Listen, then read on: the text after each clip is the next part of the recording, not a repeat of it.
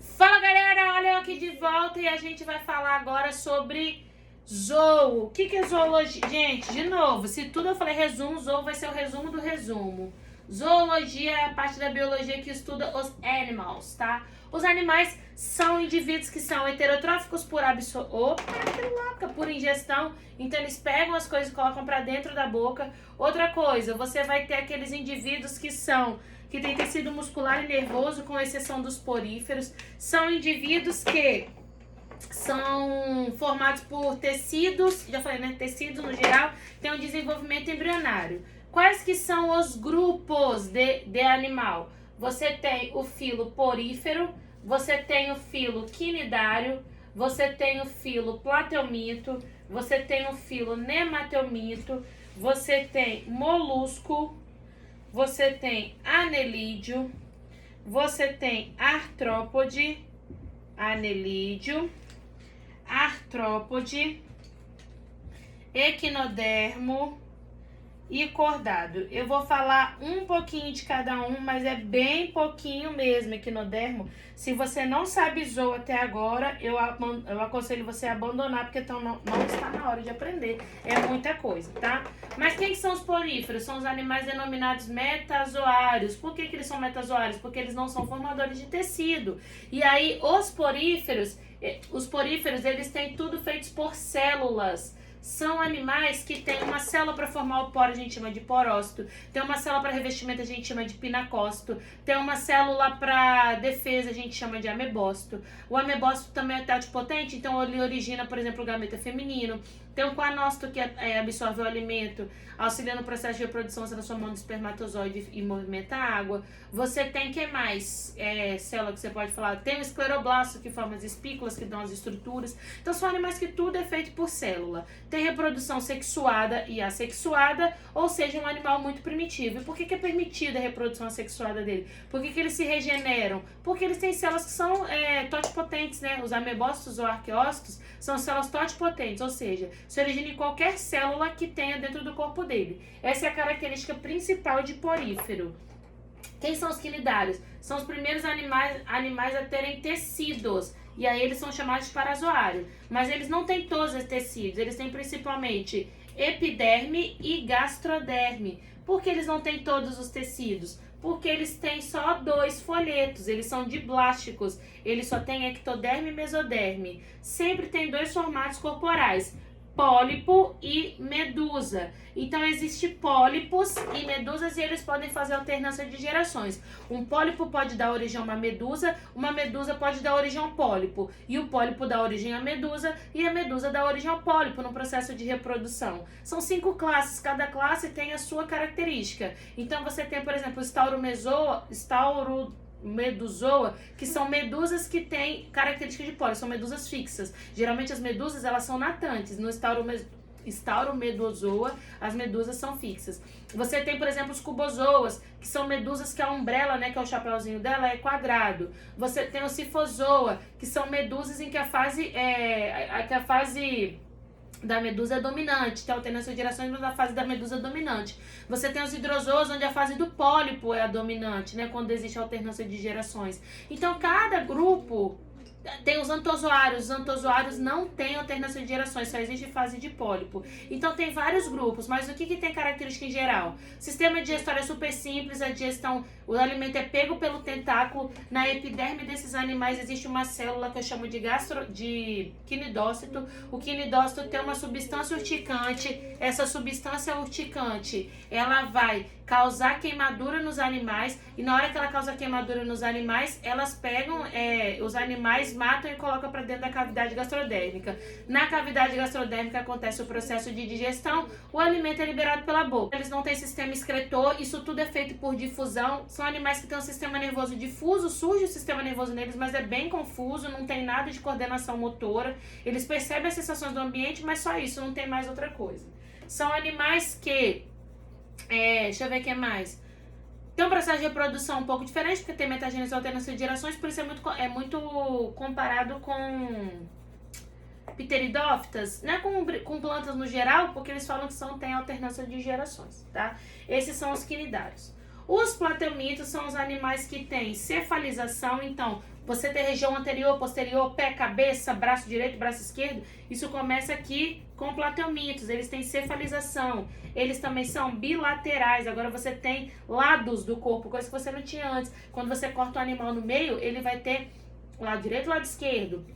Esses animais aqui, eles são achatados dorso-ventralmente. Por quê? Porque apesar deles terem isso tudo, eles são triblásticos, eles têm 3 folhetos embrionários, mas eles não têm, por exemplo, tecido de circulação das coisas. Eles começam a surgir a musculatura, né? Porque se a mesoderme surge neles, a musculatura surge nesses animais também, e o mesênquima, que é o tecido de preenchimento. Os plateumintos causam algumas doenças. Esquistossomose está dentro do grupo dos plateumintos, teníase está dentro do grupo dos plateumintos, hidatidose está dentro do grupo dos plateumintos, e você vai ter também, deixa eu ver o que mais, cisticercose está dentro, faciulose, tudo isso aqui está dentro de plateuminto. Esses animais têm um sistema excretor que a gente chama de célula flama ou solenócito.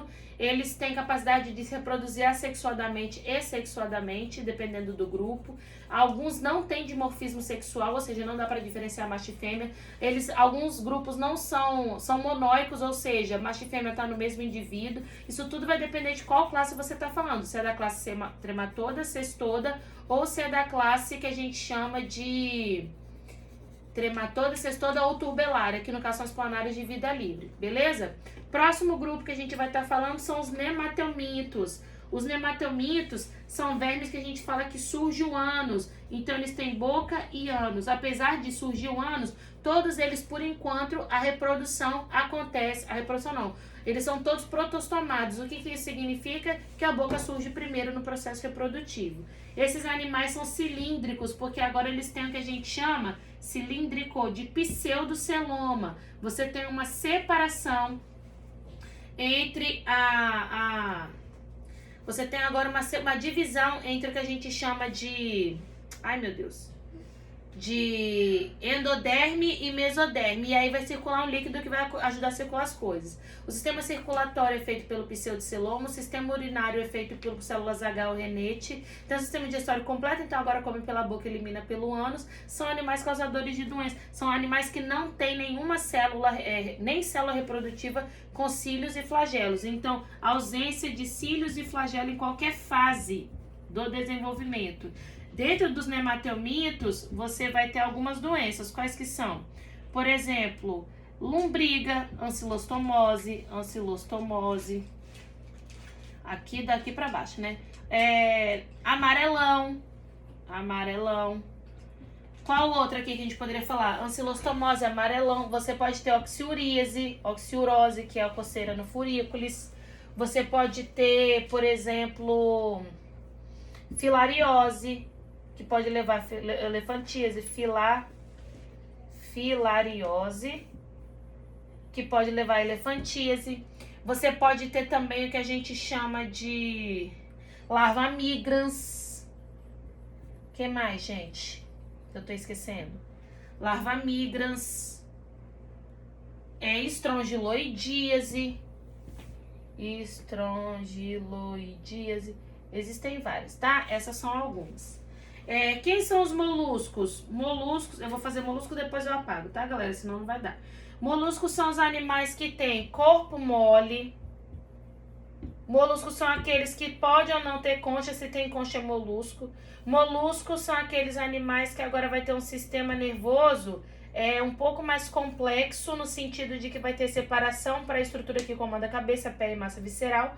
E são animais que eles apresentam sistema circulatório. O sistema circulatório com sangue, essas coisas, surge aqui em molusco. Molusco tem 7 grupos: aplacófora quando não tem concha, monoplacófora quando tem uma concha só, poliplacófora quando tem várias conchas, bivalva quando tem 2 conchas formando valva, gastrópode quando os pés estão associados com a cavidade abdominal e cefalópode quando os pés saem da cabeça. Cada grupo tem uma peculiaridade, mas vou falar das características que eu acho que é mais importante, que talvez mais caia. Quando você está falando dos bivalva e gastrópode e cefalópode são os que mais caem na prova. Quando você está falando dos bivalvos, eles têm 2 válvulas, e essas 2 válvulas elas vão se abrir Se abrir, mentira. Essas duas válvulas elas ficam sempre fechadas e esses animais se alimentam por filtração. Entra água por um sifão, sai água por outro. Se entrar alguma partícula de sujeira ali, ela vai ser... um animal como sistema de defesa acaba produzindo a pérola.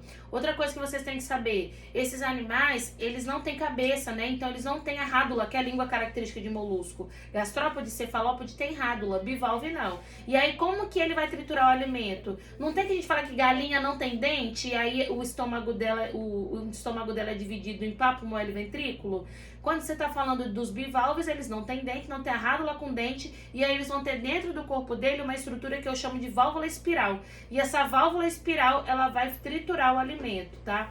Outra coisa, válvula espiral não, estilete cristalino e o estilete cristalino que vai triturar o alimento. A válvula espiral vai ter função de absorção de alimento como se fosse as microvilosidades. Quando você está falando de gastrópode cefalópode tem essa língua que é essa rádula e por isso eles conseguem já capturar o alimento, triturando o alimento. Os cefalópodes, eles têm representantes sem concha, os gastrópodes podem ou não ter representantes sem concha, e os gastrópodes foram os únicos que ocuparam o ambiente terrestre. Por isso que neles tem animais que têm pulmões. Geralmente, os animais que estão em ambiente aquático respiram por brânquia, mas quando você está falando dos cefalópodes, dos gastrópodes, por exemplo, os gastrópodes eles vão respirar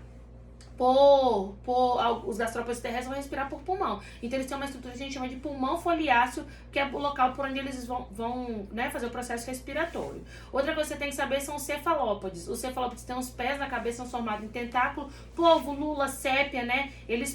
Náutilos, eles podem ou não ter concha. Já falei, a concha pode ser interna ou externa também, depende do grupo. Mas são os animais invertebrados mais parecidos com os animais vertebrados. Tem pigmento transportador de oxigênio. Nesse caso, ele não tem ferro, ele tem cobre, por isso que eles são chamados de animais de sangue azul.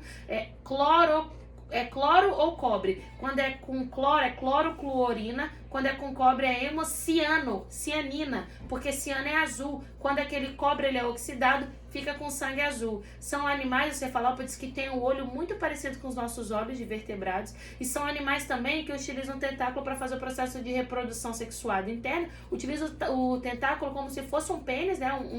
Um órgão que introduz o espermatozoide dentro deles. E também, esses animais, eles conseguem liberar numa situação de perigo o nanquim para deixar o ambiente todo turvo e ele conseguir fugir. É um animal que consegue se camuflar porque tem cromatóforos, células que fazem o processo de absorver, né, cores do ambiente, e aí ele consegue se camuflar. Os cefalópodes são muito inteligentes, já tem o cérebro numa estrutura de massa cefálica. Todos os moluscos, eles liberam os excretas através de estruturas que a gente chama de metanefrídeo.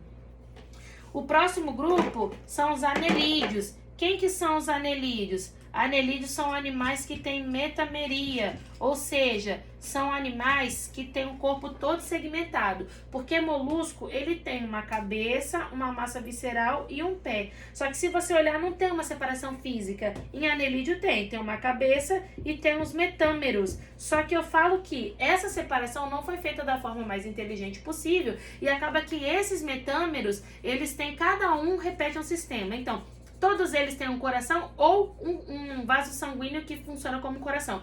Todos eles têm um sistema excretor, todos eles têm um sistema nervoso, é tudo muito segmentado. A única coisa que eles compartilham em comum é o sistema digestório, que é dividido em papo, moela e ventrículo. Então, o papo armazena o alimento, moela tem pequenos areias que trituram o alimento e o ventrículo faz o processo de digestão química. Dentre os invertebrados, são os únicos que têm hemoglobina. Hemoglobina, pigmento igual o nosso transportador de oxigênio.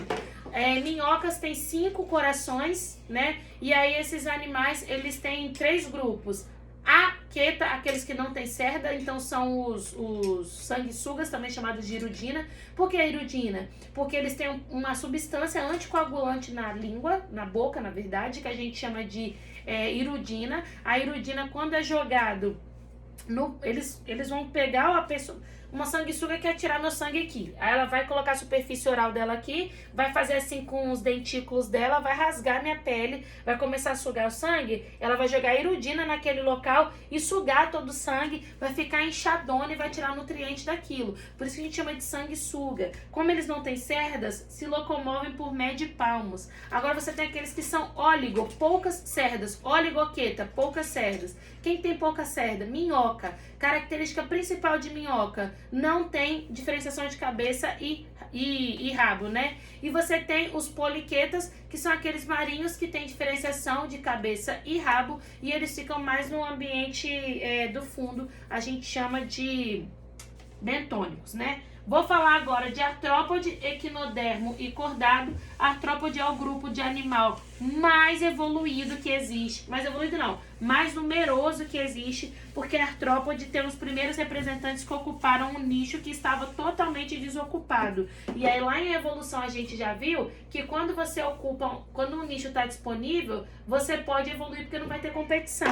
Eles ocuparam um ambiente aéreo, um grupo que são os insetos, né? Quem que são os artrópodes? Artrópodes são os crustáceos, animais que tem um reforço no esqueleto deles de carbonato de cálcio, fica super rígido, tem pares de patas variáveis, são animais que têm um corpo dividido em cefalotórax e abdômen, vivem em ambientes marinhos, pouquíssimos representantes em ambientes aquáticos, excretam por glândulas que a gente chama de glândula antenal, são animais que têm modificações, né, nas patas, então você tem periópodos, pleópodos, maxilípedos, tudo isso para facilitar a locomoção, captura de presa e captura de alimento. Você tem o grupo dos aracnídeos. Os aracnídeos têm o que a gente chama de quelícera e palpos. As quelíceras são estruturas inoculadoras de veneno e os palpos são utilizados para manipular o alimento. Dentro de aracnídeo você tem escorpião, ácaro, carrapato, aranha, tá? E por que eles estão todos juntos? Por conta das quelíceras e por conta dos palpos.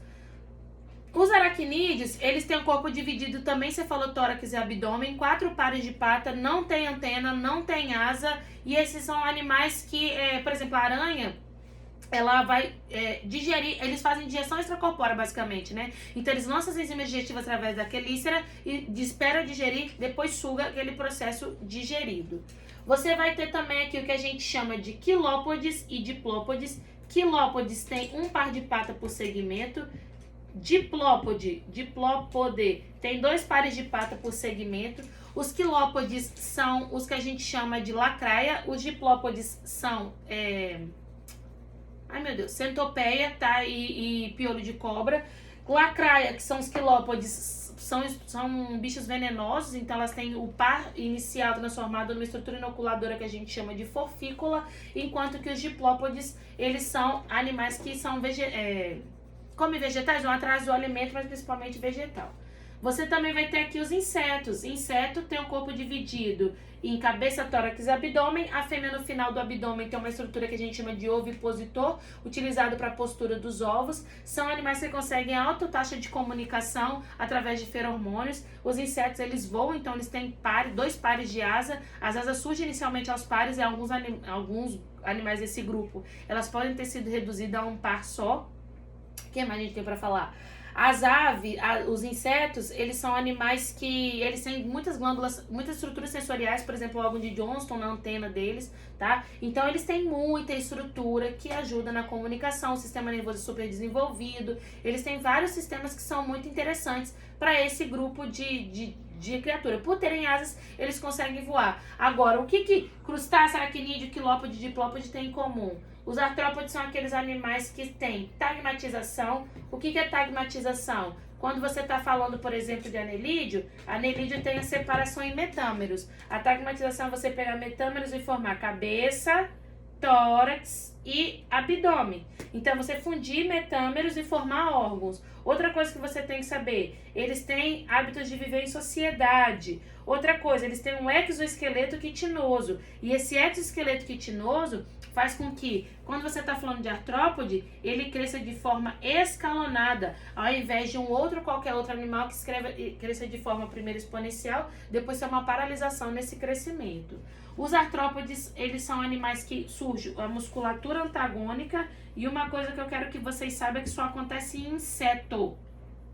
Só em inseto no reino animal, olha o que eu vou falar com vocês agora. Só em inseto no reino animal não existe a articulação de sistema respiratório e sistema cardiovascular. O sistema nosso respiratório e cardiovascular, eles estão unidos. Os gases caem no sangue e o sangue transporta os gases. Inseto não. O gás chega direto do ambiente para dentro do órgão e o hemolinfa, ela circula outras coisas sem ser gás. O que a hemolinfa vai circular então, Camila? Vai circular excreta, vai circular hormônio, vai circular qualquer coisa, menos gases.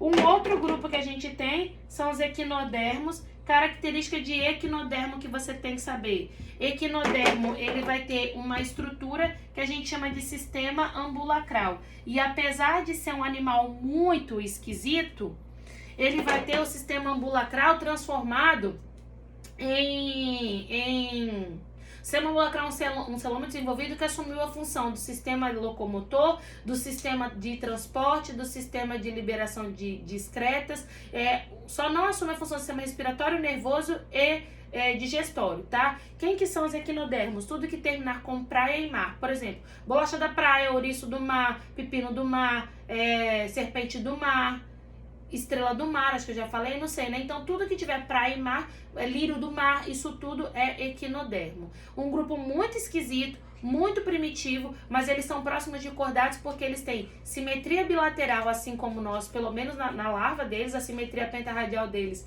é secundária. São animais com endoesqueleto calcário articulado, tipo o nosso, né, de cordado. E esses animais também, eles são deuterostomados e enterocelomados, ou seja, o celoma surge do intestino, enterointestino, celomado, celoma. Então, enterocelomados, o celoma surge do intestino. E você também tem o que a gente chama esses animais também são deuterostomados, o ano surge primeiro. Quem que são cordados, Camila? Cordados são todos os animais que têm notocorda, tubo nervoso dorsal, então notocorda, pelo menos no estágio da vida, tubo nervoso dorsal, que mais que eles têm? Nervoso dorsal. Eles também têm cauda pós-anal, tá? Então, cauda depois do ânus, cauda pós-anal. Em alguns animais isso daqui regride, né? No caso a gente regride no desenvolvimento embrionário.